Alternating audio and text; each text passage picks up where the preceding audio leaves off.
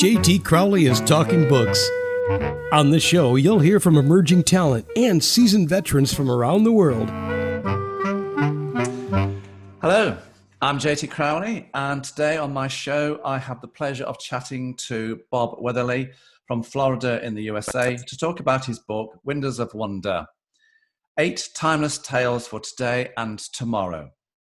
The book consists of 8 short stories for kids with a reading ability. What I think is probably about 9 to 12. Bob might differ, but when I've read the book, that's what I think.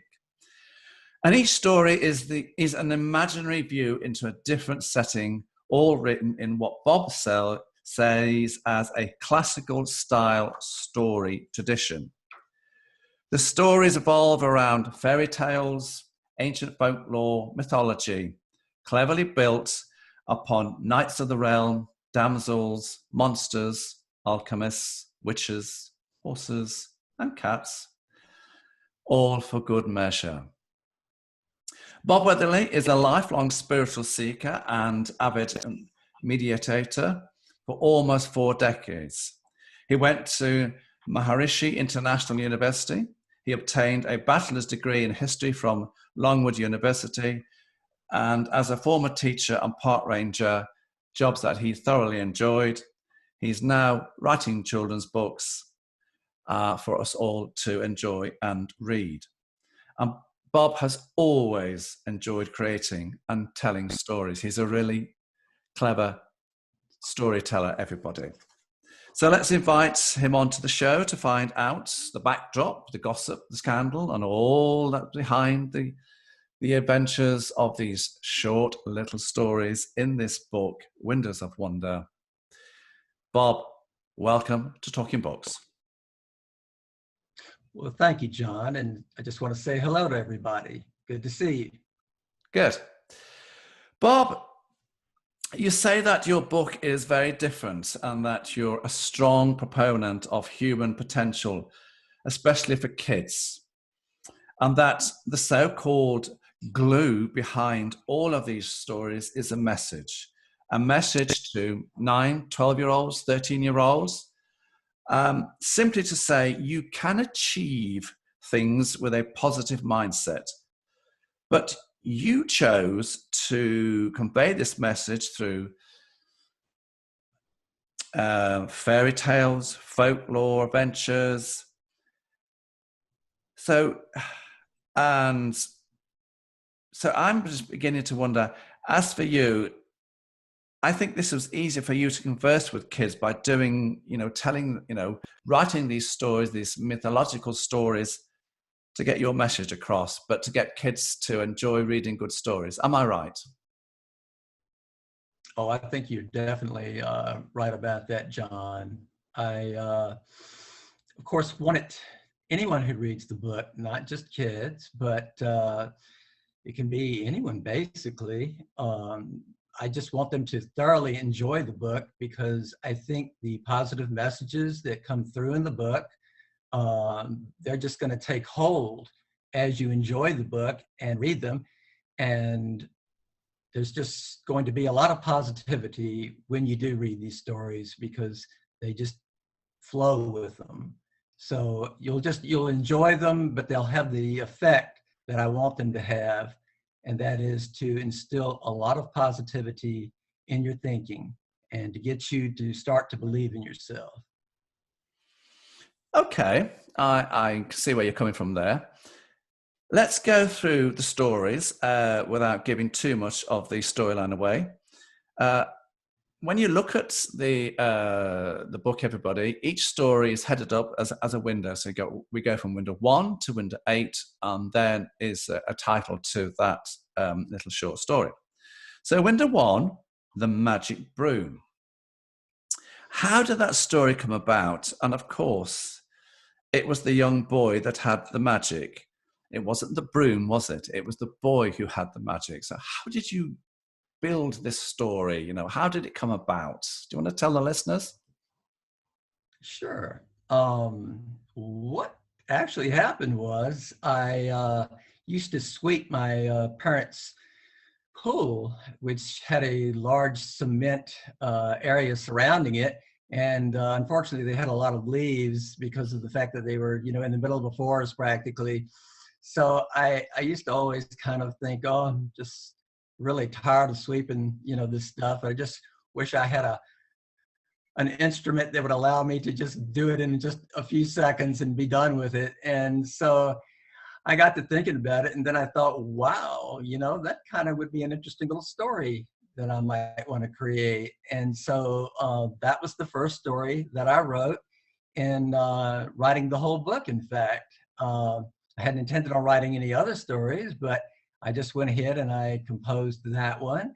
And I just sort of took it from there and used my own sort of experience and just let it sort of go from there. Wow. Because it's magical now how he goes from, just this simple background to ending up, in the king's palace. But I'm not going to give it away, everybody. And now your second window story, The Forest People. Why did you choose to write this, through the characters of Jim and Jem? The town folk living a mundane life and the forest community. This little story has intrigued me. Yeah, it is a very, very fascinating little story. You basically have, I guess, what you would consider just an everyday little boy, and he just notices these very strange people that come into town one day. They're just sort of shopping, and they don't usually come into town. And so he just decides to sort of follow them. And anyway, it just ends up that he develops this friendship with this little girl. And she's part of the community of these, what we call the forest people. And they're just very, very different from the people that he's used to being around in the community that he lives in. And he's just so excited about everything that he sees and learns. And so he wants to take that back home and tell everybody about it. And that's what he does. That excitement comes across in the book, everybody. Yeah, it's very exciting, and it's interesting. I sort of pulled the forest people from when I was at Mararishi International University. We used to have these things called forest academies, and we would take a month 3 times during the year where we would just go in and we would do nothing but meditate. And so therefore, it just sort of like was seclusion. We couldn't actually go into the forest, but we sort of, just created that, I guess, in our own minds. And so I just thought, well, that would be an ideal sort of story to make that type of community that was on a permanent basis and see the interaction between the real world and that world. So that's sort of where that came about. They're 2 different worlds, aren't they? 2 very different worlds. But my intention is that there is room for both in the other's world. And I think that's the message here, that these 2 worlds can come together and benefit each other tremendously. So that's where I'm headed with that one. There you go, everyone. Now, for me, this is my favorite of the short stories, and it's the third window story, Sitting Brave. And it's all about the Native American boy who they call Running Bird, and how he was different to the other children in the tribe, which led him to lead a separate life in a way. Can you, give us a brief insight to the background of this story? What's the message here? Because this child is very different, and even when he grows up, he's slightly different, isn't he? Where did you get this story from? And was it based on a particular tribe of the American Native people?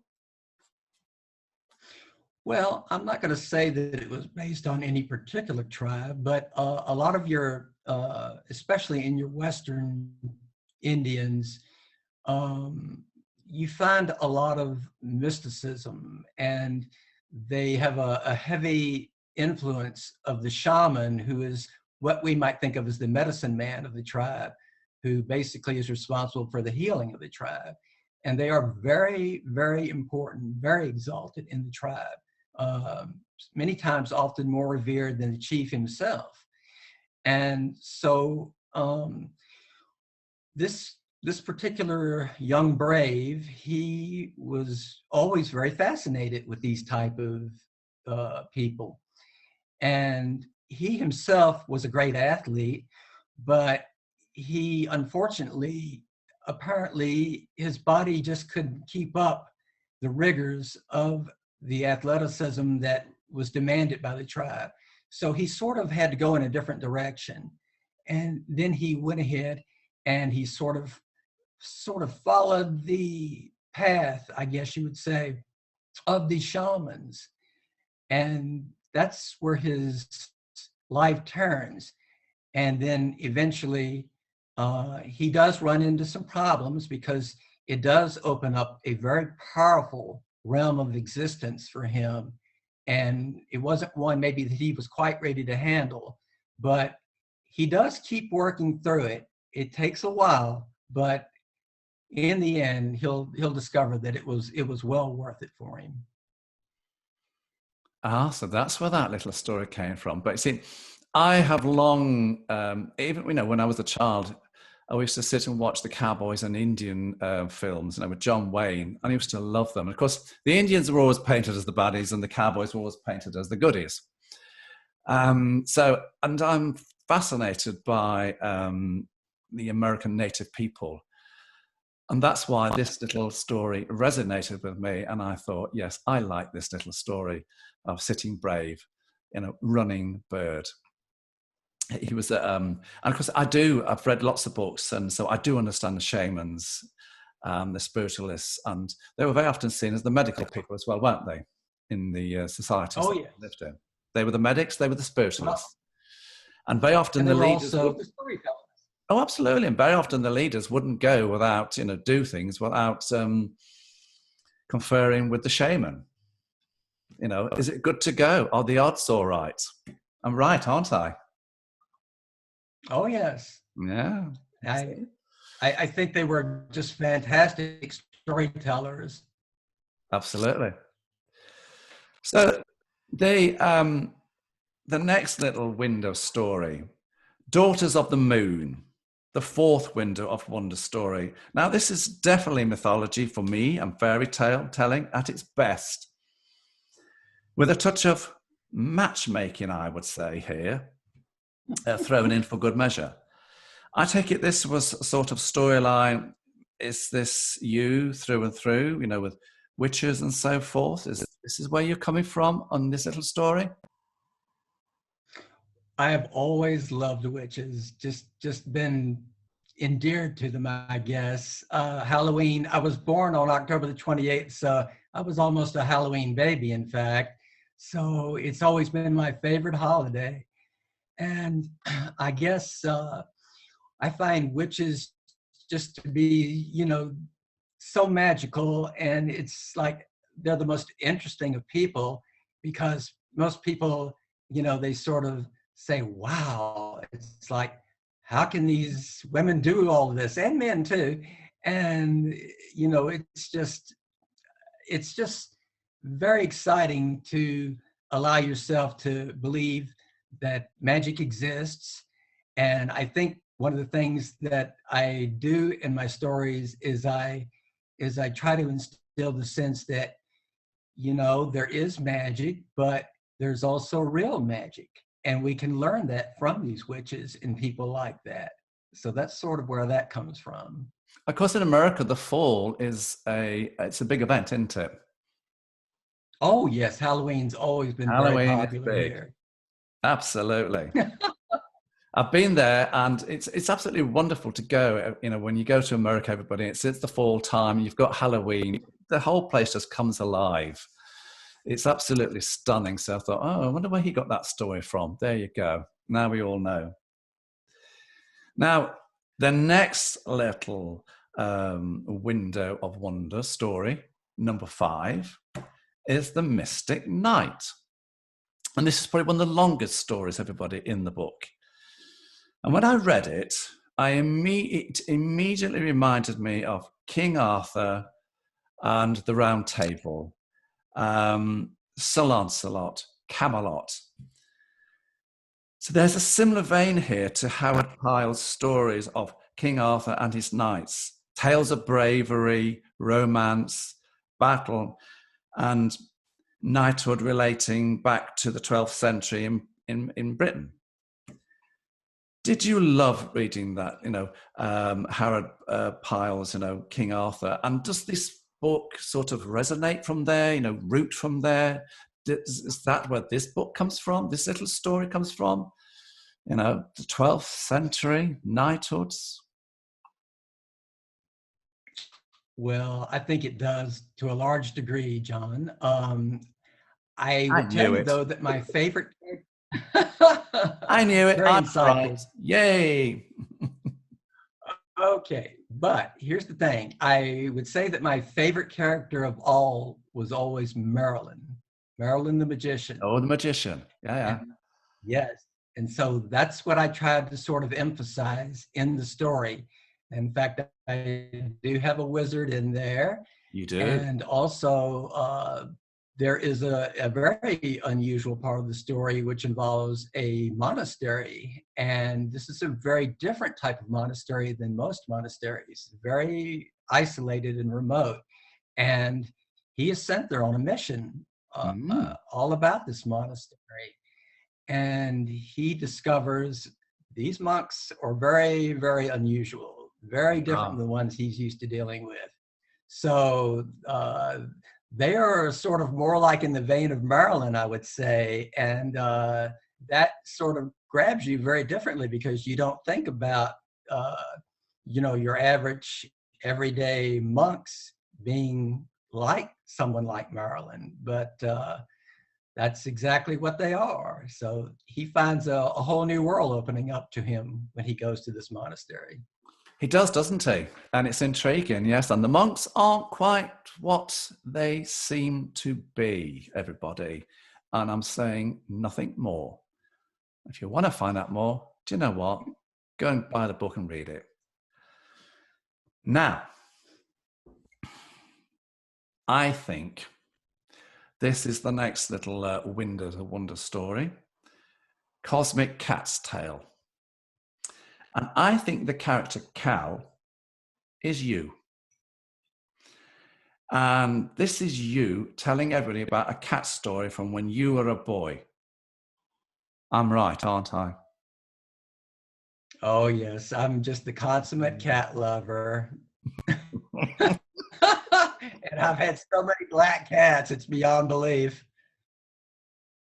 So that's your great Halloween cat. Tell us the story then behind this one, the plot. Well, it's almost like true to life. In fact, one day this kitten just sort of comes out of nowhere and appears in this boy's life. And he is very taken by the kitten and, of course, adopts him. And he and the kitten become very, very close. He does have other pets that he loves, but this kitten just seems a little bit different. And they develop a very strong bond. And the kitten and he are basically inseparable. And what he finds is that the kitten is very drawn to him in particular because of the fact that he meditates, and it seems to draw the kitten to him. And the kitten and he almost sort of have a psychic relationship where they can like communicate with each other. And so that's where I guess I'm sort of drawing from the fact that I've always been told that cats are very psychic. We've all heard about animals and how they know when earthquakes are coming and things like that. But I have had cats that I have noticed they have seen things, and I don't know what they're reacting to because I don't see these things, but they can almost go crazy sometimes. So I just started thinking, well, what is it that they're seeing? So I thought, all right, let's write a little story about it, and we'll see where it goes. So he and the cat just had this real great adventure on a Halloween night, in fact. And in fact, the cat sort of becomes separated from him, and that's where the fun starts. So we'll just sort of leave it at there, and we'll just say this is a very cosmic cat indeed. Do you want to find out, everybody? Read the book. Now, this takes a turn here because for me, the last two Windows of Wonder stories are different to the others. Mentalion, the seventh window story for me. This is a totally different story from the previous stories. You have the characters Chance and Beda, the man of the ocean. That's who he is. Mentalion is the technology of the mind and allows our thinking to transcend the borders of the known. That's what you say. So Mentalion takes us beyond limitations which we would otherwise be constrained by. And for me, you've deviated from the norm here, your normal pattern of storytelling. Why did you put this story in the book? What's the message to the kids here? Is this you venturing into the realm of more futuristic books, realms, writings? Tell me. Well, I don't know that I want to say that. I would say the future is now. In fact, I would tell you that what I firmly believe, and I think a lot of people do in fact, is that most scientists will tell you we only use about 5% of our brain capacity. And I would tell you that there is simply no reason that we can't expand that and use more of that brain. Thousands of years of evolution will, in one time period, bring that about, but I'm saying there are ways that you can accelerate that. And the way to do that, I think, is to remove a lot of the negativity and skepticism and bring in positivity into your mind. And therefore, what that brings about is that frees up your imagination and your intuition. And these are just very important, in fact, critical. Albert Einstein, he always said that it wasn't intelligence that brought about his greatest discoveries. It was imagination and intuition. These were the things that true genius was all about. So I would say that what we want to do is we want to be able to have that positivity, get away from all of the negativity that this old world seems to have been enthralled in for countless eons. And we want to experience a much better life, a much better reality. And when we start being more positive, that's what can happen, because you do believe that anything is possible. I'll give you a little example just from what might be construed as a real life example for the story. The actor Leonardo Dicaprio, he always wanted to be a great actor. And so what he did was he started thinking, I am Robert De Niro. And he just kept on thinking that and thinking that when he was younger. And then, of course, what happened is he got a role in a sitcom. And from there, he started getting some parts in movies.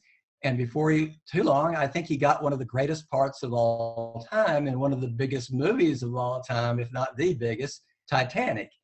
And I'm sure everybody knows who Leonardo Dicaprio is now. He's been in many major motion pictures. So it came true for him. And was it because he was anything special? I don't know. But what I can say is this, is that he had great belief that he could be Robert De Niro. And in fact, that's what happened with his life. And that is just a great example of what can happen when you do allow your brain to expand by thinking positively.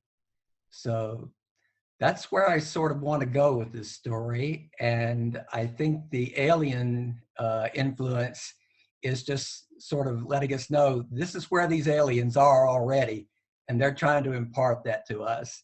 So that's why the story appears to be quite different, but in many ways, it's still right in the same vein of what I'm doing with the other stories, just building on it a lot further. Thought so. I thought so. I'm quite astute at times, everybody.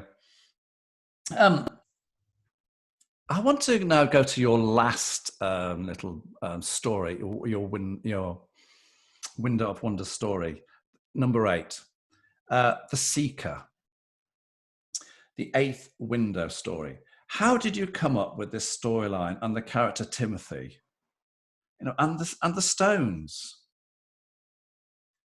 Where did this come from?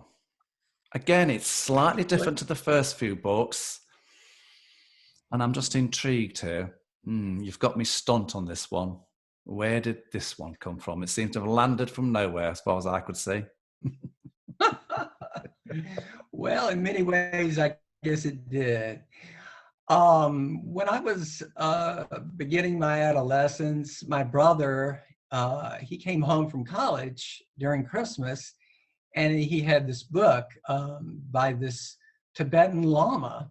And anyway, along with it, he had this album and also this touchstone. And it was this very unusual stone. It was very, very smooth. And I thought, wow, this kind of has a calming effect when you start rubbing it.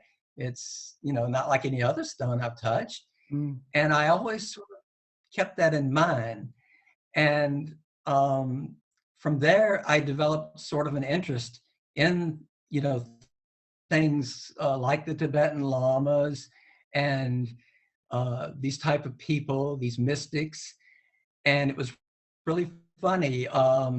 This show came on, and it was called Kung Fu. And there was a real Kung Fu craze at this time, way back in the early 70s. And it wasn't the Kung Fu part, though, that really intrigued me. It was the fact that this guy, it was played by a fellow by the name of David Carradine, a veteran actor from long ago. And he was a Shaolin priest.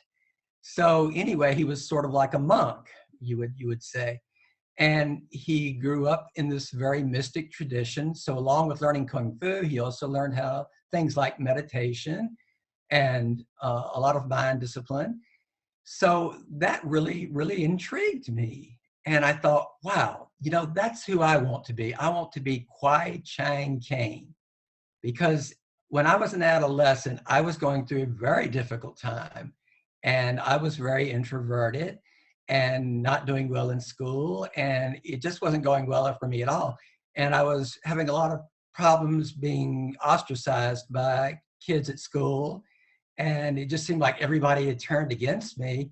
I had stopped playing sports at that point, which was the only thing that really saved me, I guess, before that.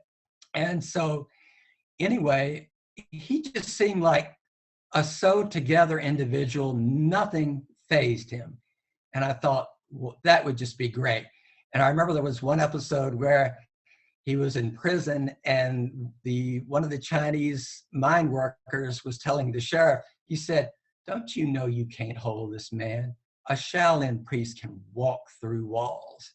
And I said, oh yes, that's who I want to be. And then, so in many ways, while I couldn't join a Shaolin monastery, obviously, and go to China, I did learn to meditate eventually.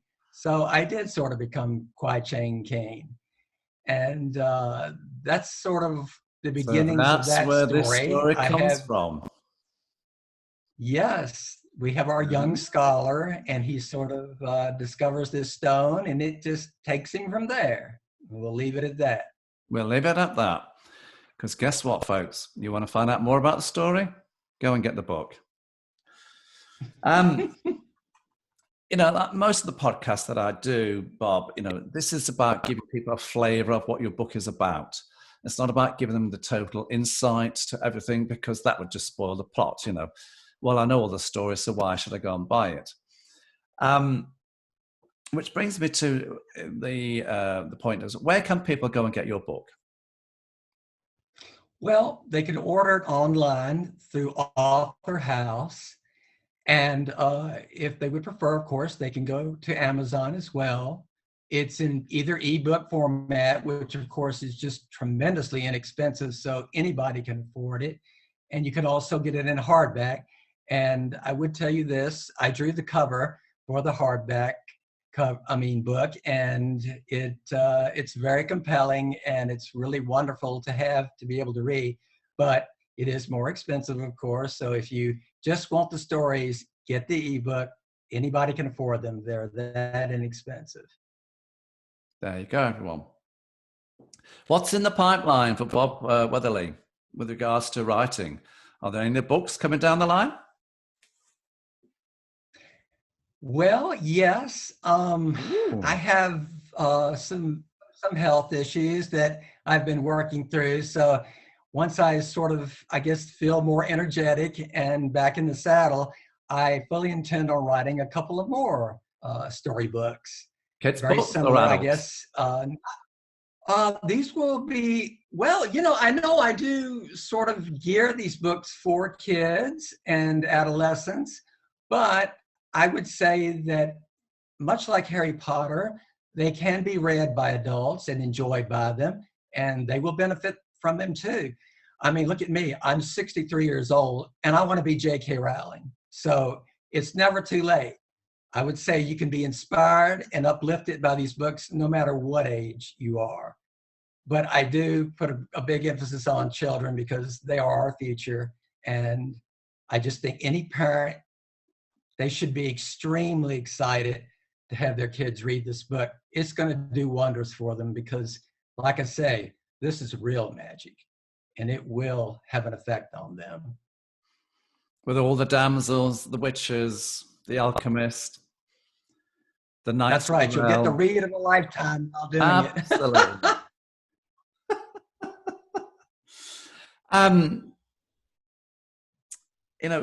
For me, this was an eclectic collection of stories, nicely written as well as beautifully told, everybody, but certainly with a unique edge to them. They are definitely, they've come from a different point of view, a different style. So when I first read them, I thought, these stories are very different. Did I love them? Oh, absolutely. I loved each one of the stories, but yeah, Sitting Brave, sorry, is still my favorite. The Running Bird, probably with the Mystic Knight as a close reserve follow-up. So kids, if you enjoy reading books and you love fairy tales, mythology, folklore, parents, you read King Arthur on the Round Table, and this is the book, that will suit you just as much.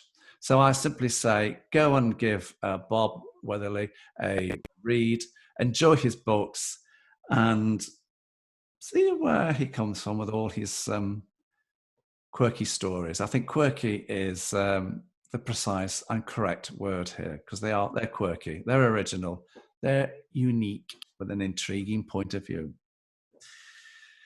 So for me, I would just like to say to Bob, thank you very much for coming on the show and giving us a little insight into why the stories were created, how they came about, what they are about, without giving too much away, and where people can go and get them from. So I'd like to say to you, Bob, thank you for coming on the show. And thanks to all the viewers who watched today. Good. So as I end each podcast, everybody, I'm JT Crowley. Thanks for listening, watching, wherever you are in the world. So until next time, stay safe.